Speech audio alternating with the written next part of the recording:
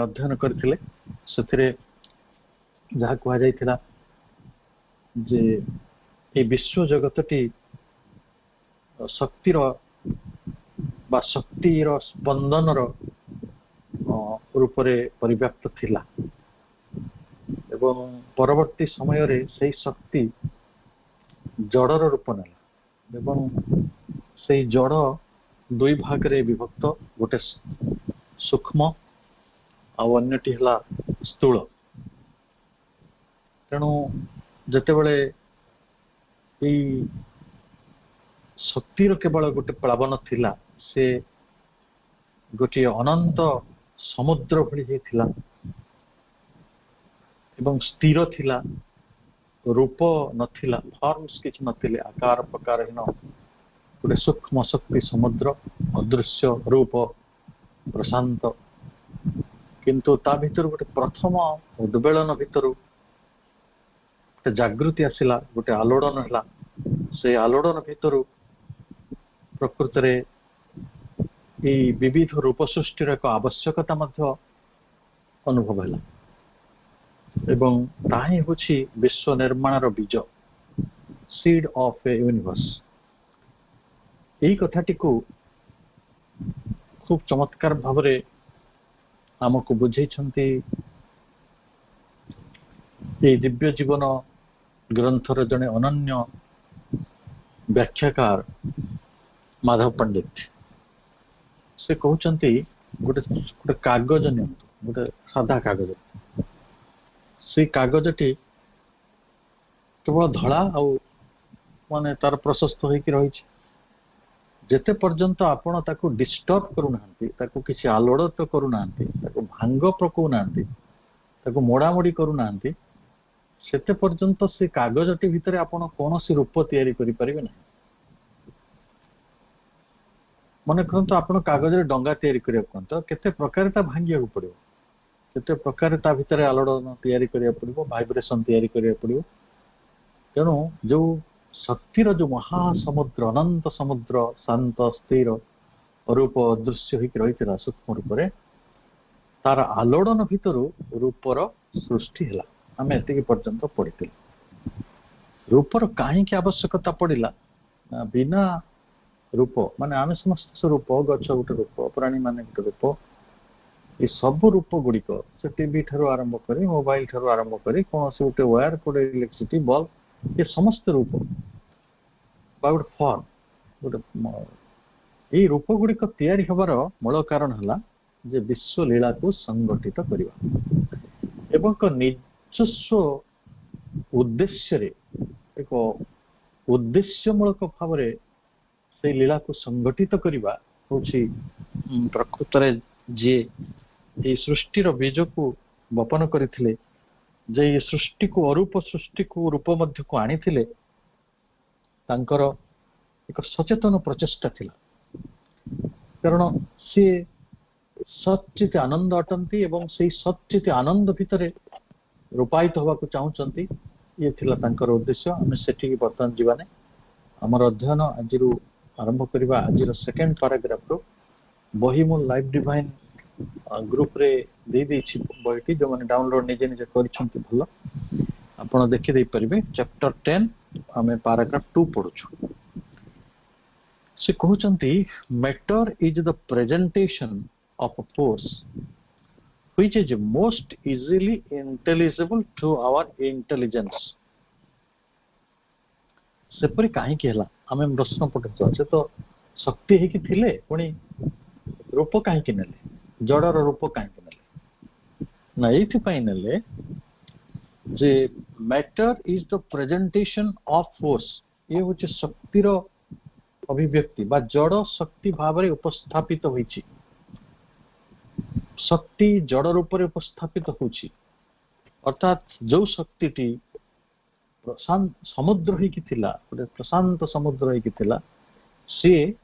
वर्तमान जड़ भाव रे उपस्थापित करा गला बा उपस्थापित हैला काहे केला ना होइचे जे most easily intelligible to our intelligence हमरो बुद्धि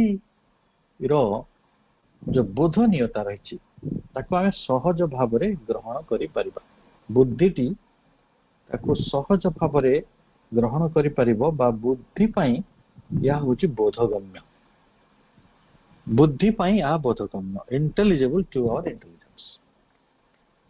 ए कथाटी को ए कथाटी आपण टिके अटके जान प्रकृतरे गोटे छोट पिला को जदि कहबे 4 रे 5 मिसेले केते से हठात कहि परिबनी किंतु ताको 4टी काठी रे 5टी गोली मिसई के कोंतो से गणि देई कहि दबो 9टा हला आमे जेते छोट बेले गणित पढितले आमे सेमती पढितले आमको गोटे चित्र देखि के किए कहितला जे एटा गोटे छेली एटा गोटे बाघ कारण आमे बाघ देखिया पूर्व तार चित्र गुड़ाक देखिकी बाघ विषय गोटे धारणा तैयारी करथाउ तो सेही भली आमर जो बुद्धि से अदृश्य कथा गुडी को बुझी पारे नै त सहजरे सूक्ष्म कथा एते सहजरे बुझी पारे नै अरूप कथा गुडी को एते सहजरे बुझी पारे नै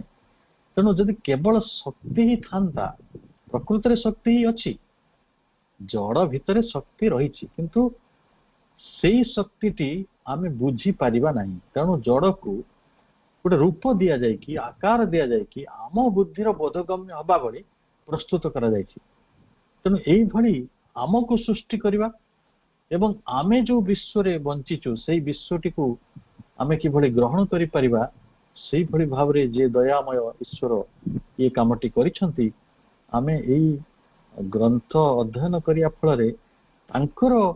जो महानताटी को आम जीवन पाई अति कम रे बुझी परिबा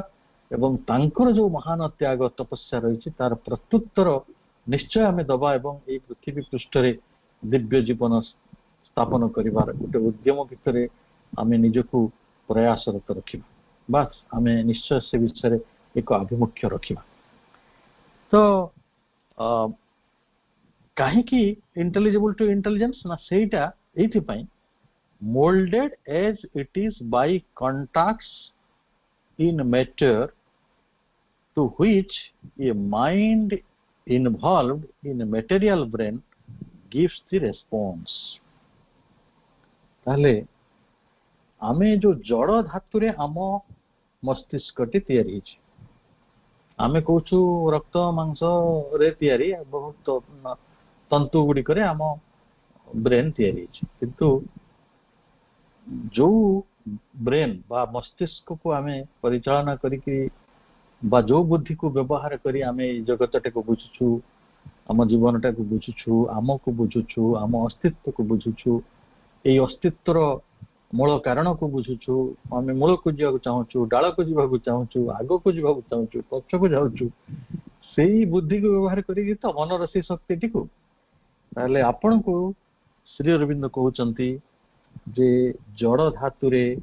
आम मस्तिष्क निर्मित हेतिबा कारणरू mind involved in material brain ताले हमर जो ब्रेन टी रहिछि ता मटेरियल मेटर रे तयारी धातु रे तयारी ताको देखिबे आमे सब रक्त मांस कथा भाबुछु ना जेड सब मटेरियल मेटर अछि ताको जड़ ही अछि ताको आश्रय करि के रहिछि हम मन रहिछि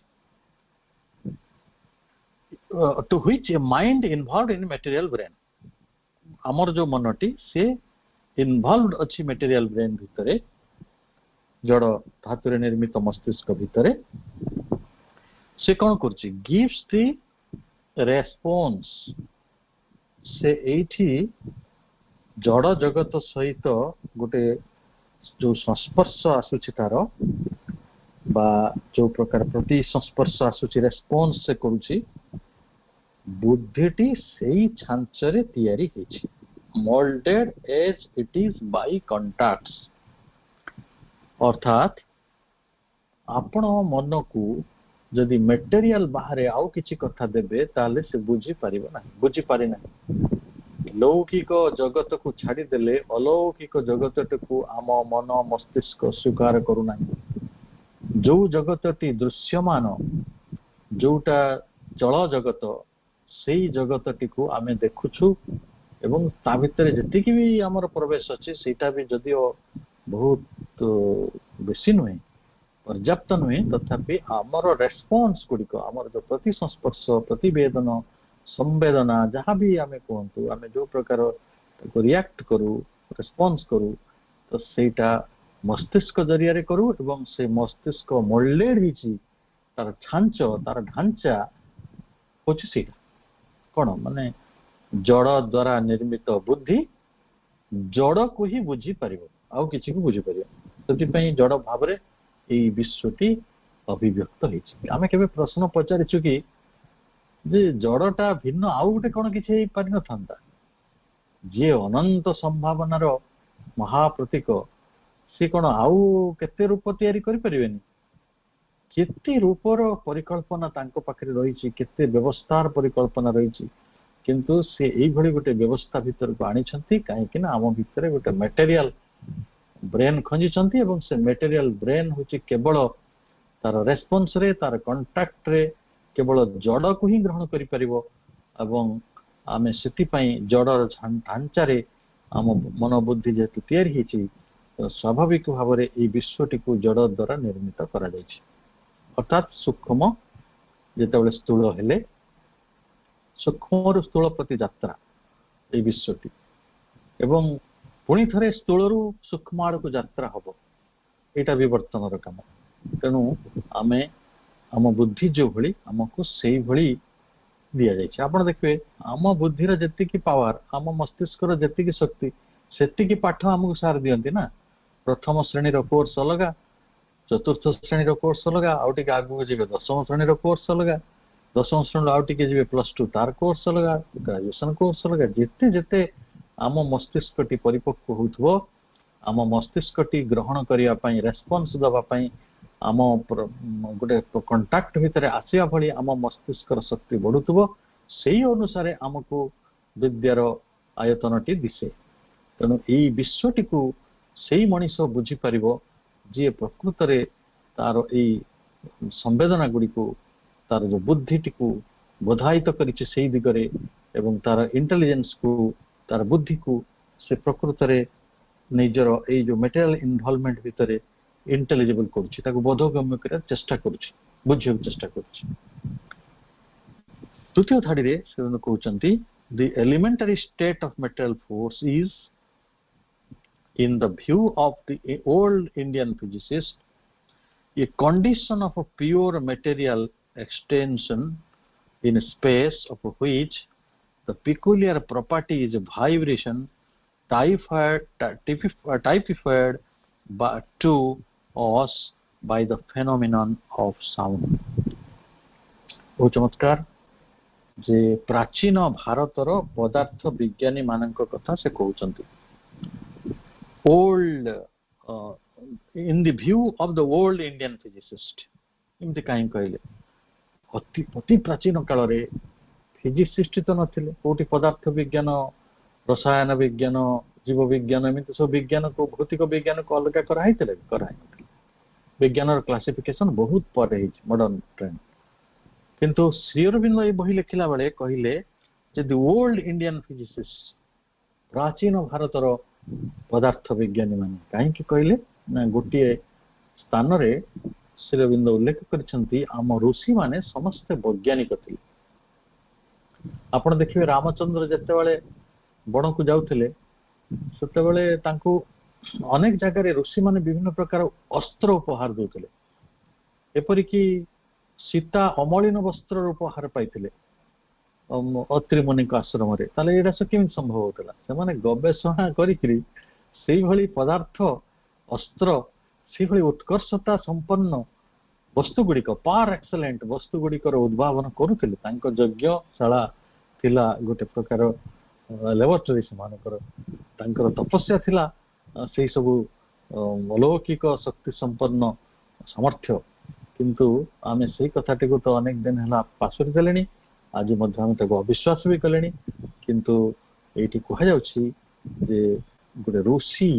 चेतना आउ गोटे वैज्ञानिक चेतना भितरे बेसी किछि पार्थक्य नथिला तेणु जो माने अंतर्दृष्टा ऋषि थिले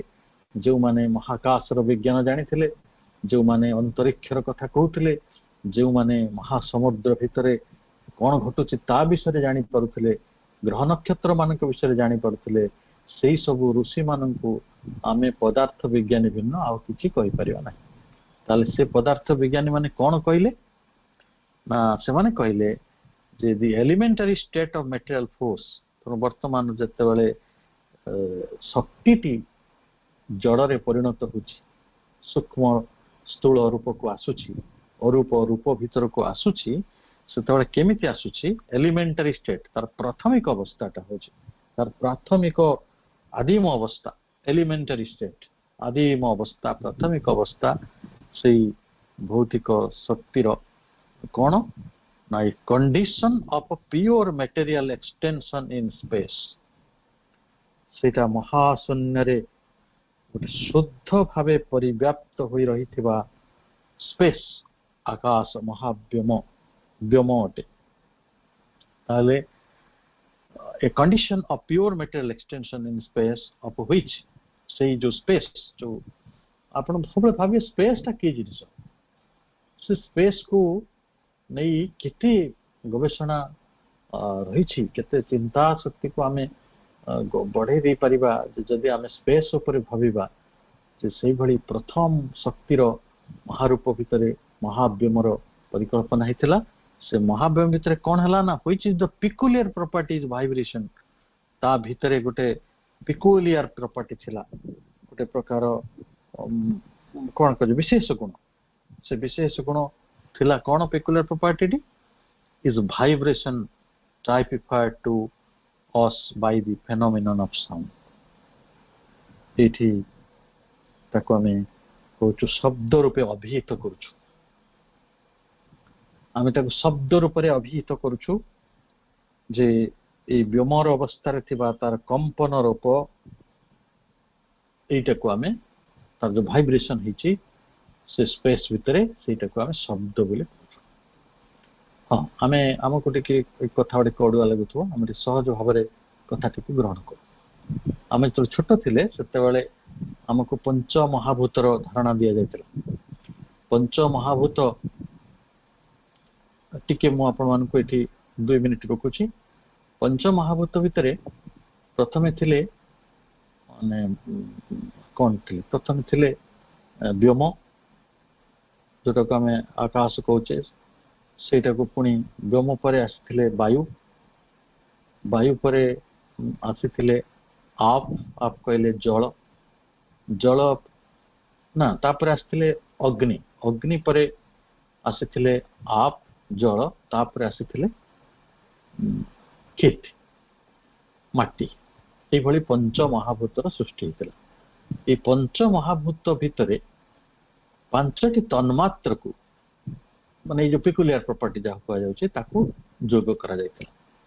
ଆମେ ପ୍ରଥମେ ବ୍ୟୋମ ଭିତରେ ଯୋଡ଼ିଥିଲେ ଶବ୍ଦକୁ, ଯେତେବେଳେ ସେଟା ବାୟୁ ରୂପରେ ଆସିଲା, ସେ 2ଟି ତନ୍ମାତ୍ରକୁ ନେଇକି ଆସିଲା। ବାୟୁ ଆସିଥିଲେ ଯେ ଶବ୍ଦ ଆଉ ସ୍ପର୍ଶ, ଶବ୍ଦ ଯୁକ୍ତ ସ୍ପର୍ଶକୁ ନେଇକି। ତାପରେ ଯେତେବେଳେ ତୃତୀୟ ମହାଭୂତ ତିଆରି ହେଲା ଅଗ୍ନି, ସେ ଆଣିଥିଲେ ରୂପ, କାରଣ ଅଗ୍ନିଟା ଆଖିକୁ ଦିଶେ, ବାୟୁଟା ଆଖିକୁ ଦିଶେନି, ତେଣୁ ରୂପ ଆଣିଥିଲେ। ସେ ଶବ୍ଦ ବି ଥିଲା ତାଙ୍କ ପାଖରେ, ସ୍ପର୍ଶ ବି ଥିଲା ତାଙ୍କ ପାଖରେ, ତେଣୁ 3ଟି ତନ୍ମାତ୍ର ତାଙ୍କ ଭିତରେ ତିଆରି ହେଲା। ଯେତେବେଳେ ଜଳ ଆସିଲା ସେତେବେଳେ ତା ସାଙ୍ଗରେ ସେ ଆଣିଲେ ରସକୁ। ତାହେଲେ ପୂର୍ବରୁ ଅଗ୍ନି ପାଖରେ ଯୋଉ 3ଟି ଥିଲେ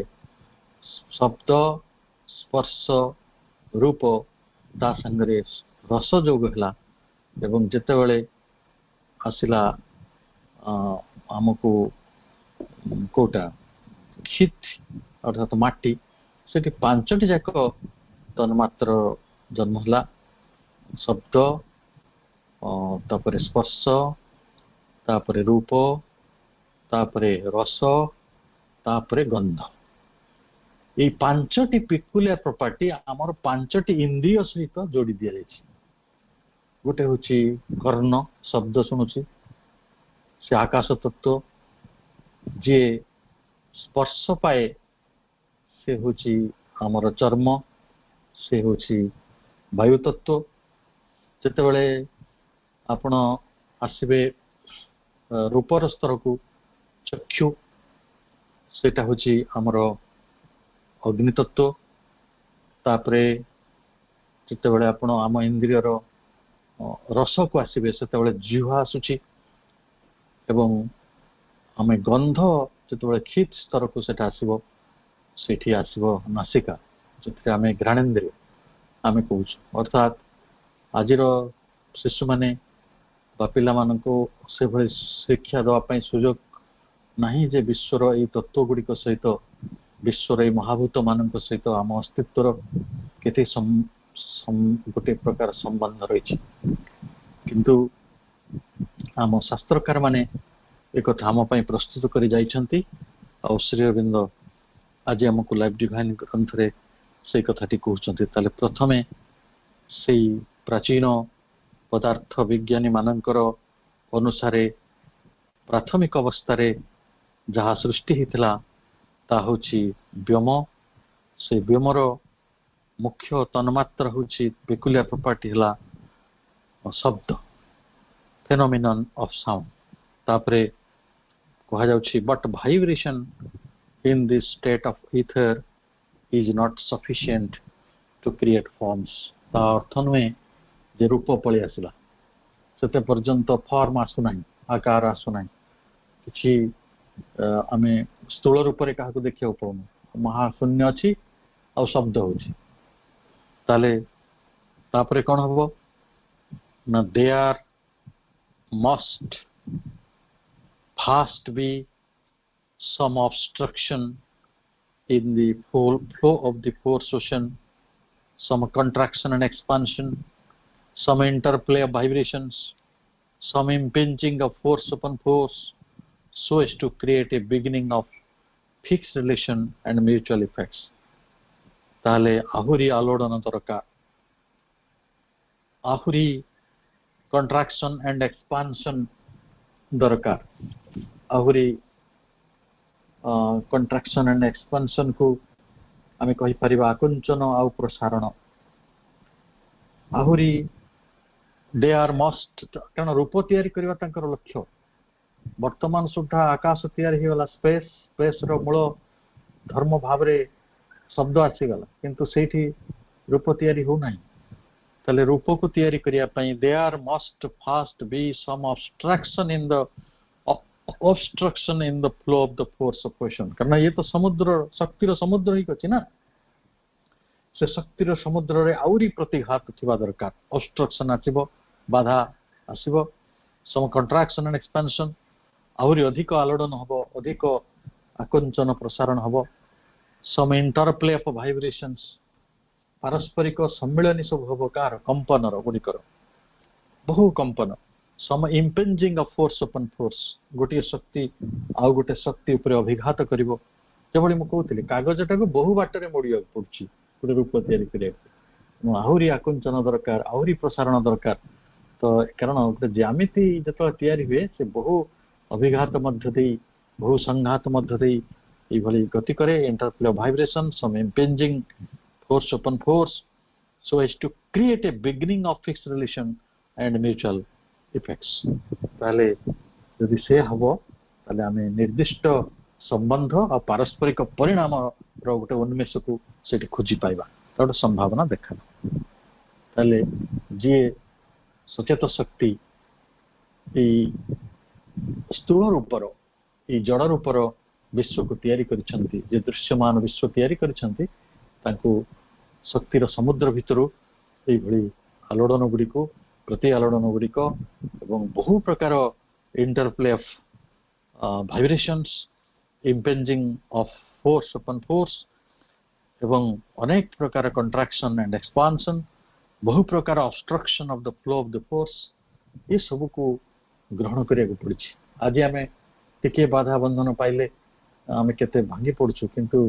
ପ୍ରକୃତରେ କେତେ ବିରାଟ ବିରାଟ ଶକ୍ତି ମାନଙ୍କର ସଂଘାତ ଭିତରୁ ଏଇ ରୂପ ଜଗତର ତିଆରି ହେଇଛି। ତାପରେ କ'ଣ ହେଲା ନା material force modified its fast ethereal status, assumes a second, called in the old language the aerial, of which the special property is contact between force and force। contact that is the basis of all material relations चमत्कार भावरे वर्तमान वायुंकर जन्मर कथा कह जाउछि आकाश परे किभଳି भावरे वायु तत्व आसुछंती व्योम परे किभଳି भावरे मरुत आसुछंती मरुत एई बाटरे आसुछंती जे material force modified its first ethereal status तल प्रथमे से जो शक्ति तांकर एथेरियल स्टेटस रे थिले आकाश तत्व रे थिले आकाश स्तर रे थिले से आकाश स्तरटी निजको मॉडिफाइड कला एजियम से सेकेंड द्वितीय को ग्रहण कला द्वितीय ग्रहण कला केमती ना called in the old language the एरियल पूर्व शब्द रे पूर्व भाषा रे पुरातन भाषा रे ताकू कुहा गला जे एरियल अर्थात ताकू कुहा गला जे मरुत बा वायु of which the special property is contact तार तन मात्र कौन तार जो विशेष गुण तार विशेष गुणटी होछि कंटाक्ट स्पर्श बिटवीन फोर्स एंड फोर्स शक्ति और शक्ति मध्य रे सेही संस्पर्श सेही स्पर्श ताले आम पई जतेबेले स्पर्श हुए आपण स्पर्श आमे सब दिन सकाळ उठी की राति रे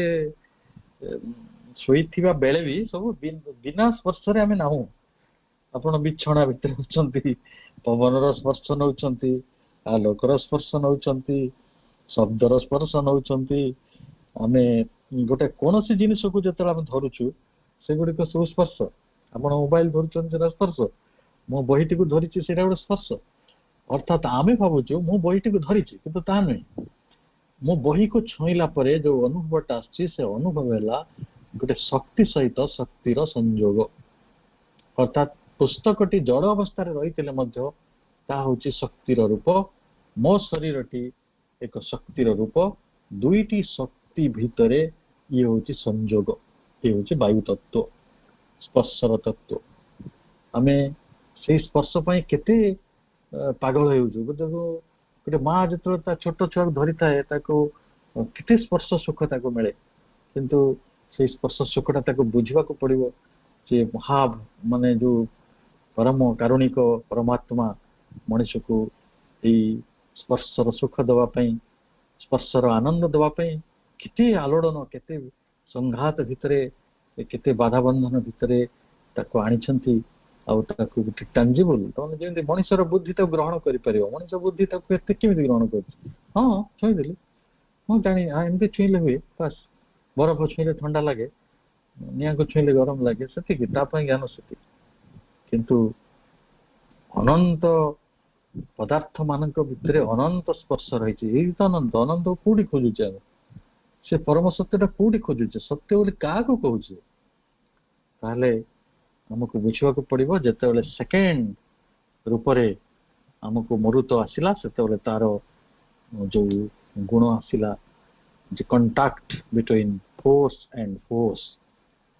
शक्तिटा शक्ति को छुई की स्पर्श आसुछि contact that is the basis of all material relations स्पर्श होछि सबु भौतिक संबंध गुडिकर मूल आधार आपण जतेबेले तरकारी करंती निश्चय गोटे कॉम्बिनेशन करंती जे मु आलू संगे बाइगणटा रांधी जदि माने आपण कहबे मु गोटे बाइगण सहित आ गोटे कोन अलगा परिबा किछि कारण पोटल रांधी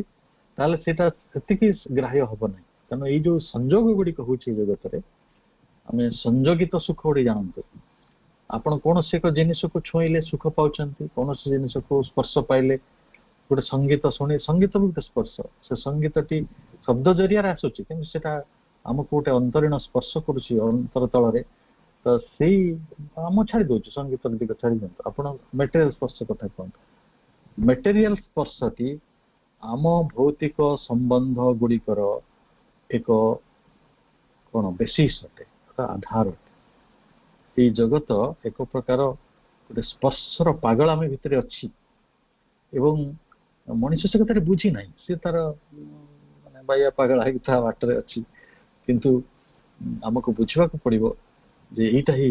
ଆଧାର। ଏଭଳି କଥା ଯଦି ଆମେ ଲାଇଫ ଡିଭାଇନ ପଢିବାନି ଏଇଟା ବୁଝିପାରିବାନି। ଲାଇଫ ଡିଭାଇନ କହୁଛନ୍ତି ଯେ ଏଇଟା ହଉଛି basis of all material relations. ତାପରେ ଆଗକୁ ବୁଝିବା। Still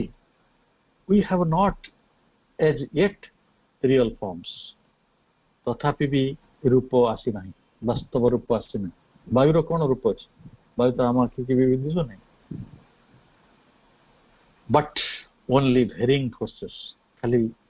ବହୁବିଧ ଶକ୍ତି ଗୁଡ଼ିକର ଗୋଟେ ପ୍ରବାହ ମାତ୍ର ଘଟିଛି। ଏ ସଷ୍ଟେନିଂ ପ୍ରିନ୍ସିପଲ୍ ଇଜ୍ ନେଡେଡ୍, ଯୋଉଟା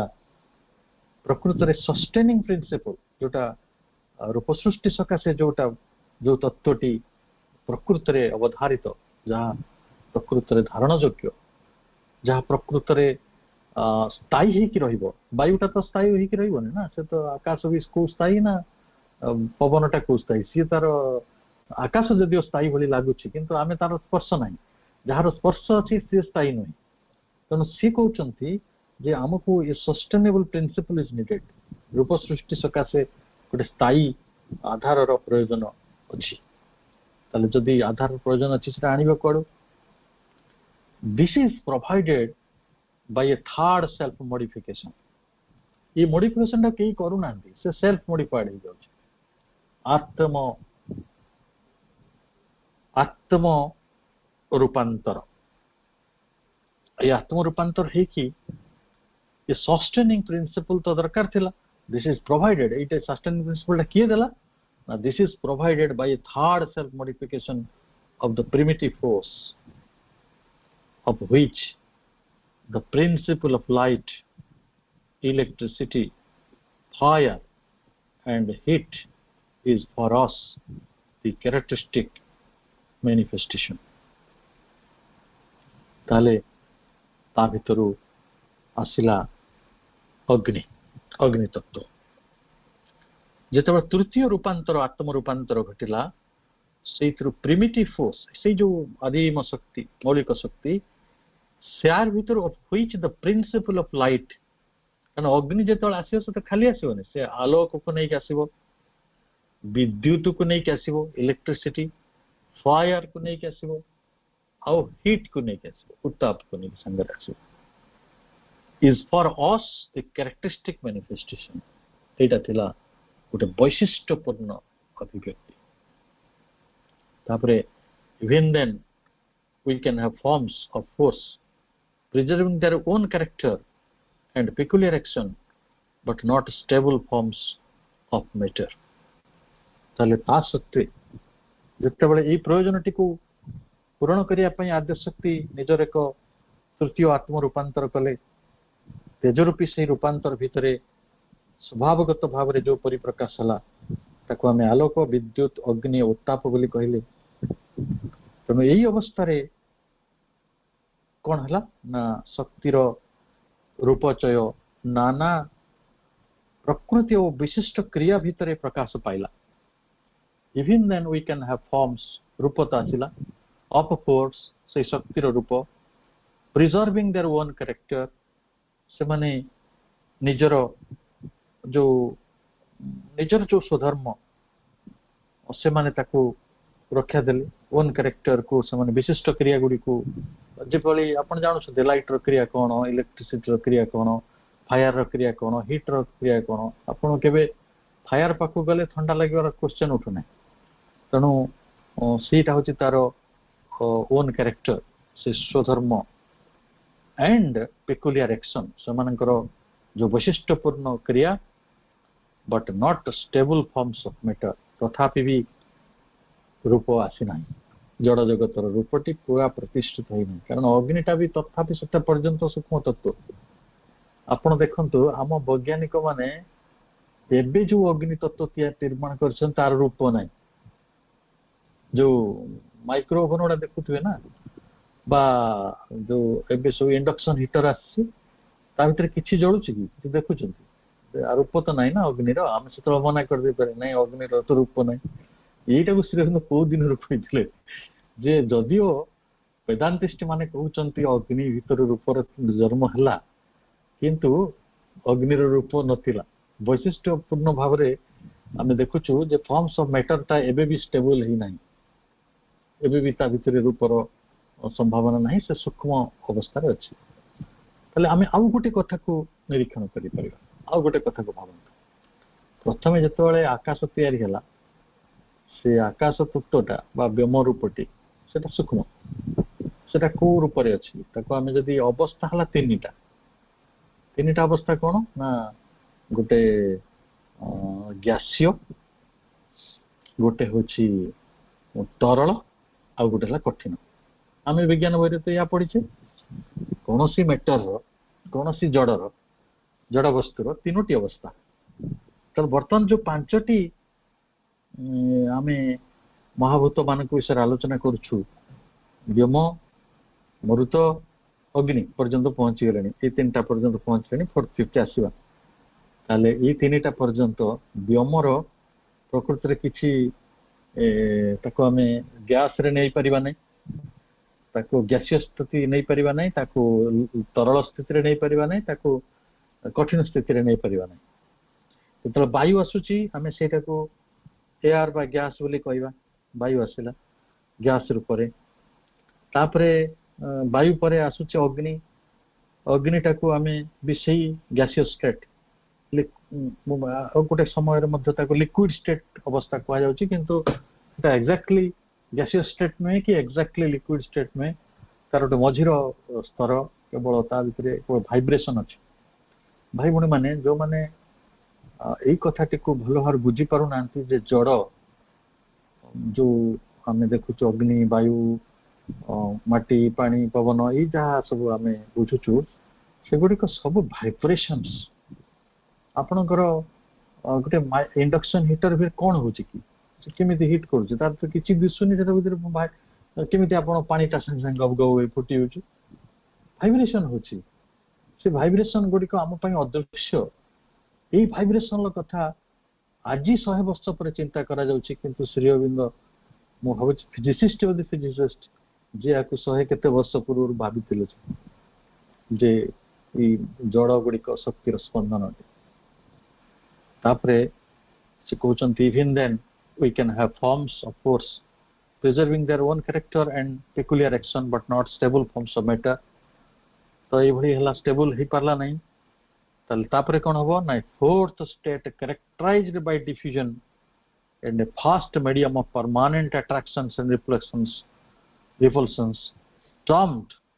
picturesquely water or the liquid state एटी जलर कथा आसला जल कौन कहूची ना जल कहूची शक्तिर रूपचय भीतर जो स्टेबिलिटी आनिया पई गोटे चतुर्थ अवस्था ग्रहण करने आवश्यक है फोर्थ स्टेट से फोर्थ स्टेट रे ये fourth state characterized by diffusion आपण जलटी डिफ्यूज हुए हमें डिफ्यूजन कौन बुझीचु माने जोटा संप्रेरिण हो जाए गोटे धूप गंध देखो गोटे जगह आपण धूप लगे कि घर सारा मक्की होची जलर कौन सी गोटे स्थान रे जदि गोटे रंग पकईदे टोपे रंग चारिआडे व्यापीज तो सेटा को डिफ्यूजन आम कहूँ एवं सेटा तार विशेष गुण चतुर्दिग को से संप्रेरित हो विशेष धर्म नहीं आ गोटे परमानेंट अट्रैक्शन रिपल्सन नहीं करेक्ट सेटा तार परमानेंट अट्रैक्शन रिपल्सन कहले स्थायी आकर्षण और विकर्षण क्रिया को संभव करिकी से गोटे बाहक भाव में आसला medium first medium of permanent attraction and repulsions आ ताकू आमे कहले टर्म्ड पिक्चर्सक्यूली वाटर आमे ताकू ही छबिल तरल अवस्था अप नाम रे जल नाम रे नामित कले पिक्चर्सक्यू से छबिल आप देखिए जलाशय गुड़ा के सुंदर नहीं फोटो रे जो पाचु नील समुद्र गोटे नील ह्रद रही कि गोटे गोटे जो बहुत रेड सी रही जगह लोहित समुद्र रही तेणु जल को जिते आप पिक्चर ने केते छबिल केते सुंदर देखा जाए रूपर आउ गोटे कंक्रीट फॉर्म अग्निटा रूपर गोटे कंक्रीट स्टेबल फॉर्म नुहे जदिव रूप से आरंभ होची किंतु जल से जिनटा को कन्फर्म कर दो स्टेबल कर दो पिक्चर्स क्यों आउ तार मूल धर्म है आकर्षण आउ विकर्षण स्वाभाविक भाव में तत्व आम बहुत चिंता करवा आम भितर भी आम आवेग गुड़िक भितर भी आकर्षण विकर्षण रही कहुच्छी आमर जिते इमोशंस ता भीतर सबुठार स्ट्रंगेस्ट इमोशन हूँ लव तार अपोजिटा हूँ हेट्रेड ये लव एंड हेट्रेड तारी भितर आमर समग्र अस्तित्व परिचालित होता भगवत गीता कहते राग द्वेष आम के अनुराग को चली जाऊ के द्वेष भीतर को चली जाऊ आम मन मस्तिष्क आवेग सबकि गोटे पेंडुलम भाया गोटे पेंडुलम देखते आग घर कांत घंटा था केवे एपटू पलि जाओ के सेपटू पलि जाओ मझीरे के स्थिर रही से मझीरे स्थिर रहा अवस्था हूँ समता अवस्था ना से अनुराग रे अच्छी ना से द्वेष रे अच्छी ना से क्या खराब कहूँ ना से क्या भल कहूँ प्रकृत रे कहीं भल नुहति कहीं खराब नुहति जल कथा भाविबा जल हूँ अट्राक्शन आउ जो रिपल्सन रो तत्व मते गोटे कथा कहतु जे जल बा जो रस आसला जो स्वाद आसला सेटा भल नुहे कि खराब नुहे किंतु आमे आमर अज्ञानता कारण आमे ताको केबे भल कहूँ मन करंतु आपण मिठा खाया भल पाती मिठा रसटी को आपण भल कहबे जड़े पिता को भल पाउची से पिता रसटी को भल कहब किंतु जो लोकटी मिठा खाए से पिता रसटी को भल कहब ना जे पिता खाई खुशी हो से मिठा रसटा को भल कहब ना संसार रे एई भली मनुष्य मानक आपण देखिचंती तेणु विश्व सहित ये जागतिक विश्व सहित आम सूक्ष्म चेतनार जो संबंध रही ये संबंध गुड़िक सब बेले शक्तिगत चेतनागत आमे ताको बुझी नाऊ आम इमोशन गुड़िक आम इंद्रिय गुड़िक आम बुद्धि आम मन देह सबु से विश्वगत सत्यर एक महान निदर्शन एवं श्री अरविंद कहते ये जो पिक्चर्स क्यों छबिल सुंदर आलोक माने पानी परे आउ कौन तैयारी हला एटा लिक्विड स्टेट थिला तरल थिला छबिल थिला तरल थिला फिफ्थ ऑफ कोहेशन माटी होची बन कोहेशन को आम कौन कह संशक्ति परस्पर परस्पर क्लब हो काठिन्य कठिन तरल अवस्था ना वायव्य ना से काठिन्य अवस्था कोहेशन अवस्था से कोहेशन गुण को नहीं जन्म नौ फिफ्थ कोहेशन टर्म्ड अर्थ ताको माटी बोली कहले खित बोली कहले और the solid state liquid state रो सॉलिड स्टेट को आसगला सेटा कंप्लीट द नेसेसरी एलिमेंट्स ये मृण्मय आसिला परे माटी आसिला परे आपणकर पांचटी तन्मात्र प्रस्तुत हो गला प्रथम आरंभ है शब्द तापर है स्पर्श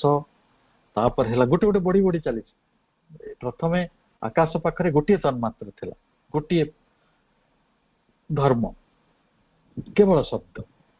वायु पाखरे दुईटा अग्नि पाखरे तीनिटा